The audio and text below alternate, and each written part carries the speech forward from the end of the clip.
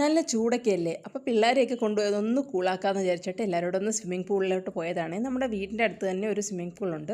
അപ്പോൾ നമ്മൾ അവിടെ പിള്ളേരെല്ലാം കൊണ്ടുപോയി ടിക്കറ്റൊക്കെ എടുത്തതിന് ശേഷം നമുക്ക് വെയിറ്റ് ചെയ്യാനായി പൂളിൽ ഇറങ്ങാത്തവർക്ക് വെയിറ്റ് ചെയ്യാനായിട്ടുള്ള ഒരു ഏരിയ ഉണ്ട്. പിന്നെ പൂളിൽ ഇറങ്ങുന്നവർക്ക് ഡ്രസ്സ് ചേഞ്ച് ചെയ്യാനും കാര്യങ്ങൾക്കുമായിട്ടൊക്കെ വേറൊരു ഏരിയ ഉണ്ട്. വലിയൊരു ഏരിയ ആണ് ഈ പൂളെന്ന് പറയുന്നത് കേട്ടോ.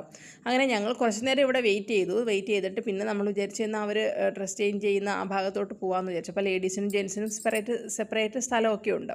അപ്പോൾ അവിടെ അവർ ഡ്രസ്സൊക്കെ ചേഞ്ച് ചെയ്ത് ഇറങ്ങി. അപ്പോൾ കുട്ടികൾക്ക് കൂടെ നമ്മൾ വേണമല്ലോ, അങ്ങനെ ഞങ്ങളും ഇറങ്ങി. അപ്പോൾ കുട്ടികൾക്ക് വേണ്ടിയിട്ട് മിനി പൂളുണ്ട്, പിന്നെ അല്ലാതെ വലിയൊരു പൂളുണ്ട്. ആ വലിയ പൂളിൽ തന്നെ ലേഡീസിന് ഓരോ സെക്ഷനായിട്ട് ചെറുതായിട്ട് അവരൊന്ന് തിരിച്ചിട്ടും ഉണ്ട് കേട്ടോ.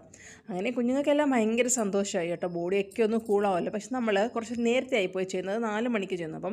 അപ്പോൾ ആ സമയത്ത് കുറച്ച് വെയിലുണ്ടായിരുന്നു. അവിടുത്തെ ടൈമിങ് നമുക്കറിയാത്തതാണ് നമ്മൾ ആ 4 മണി ടൈമിൽ പോയത് കേട്ടോ.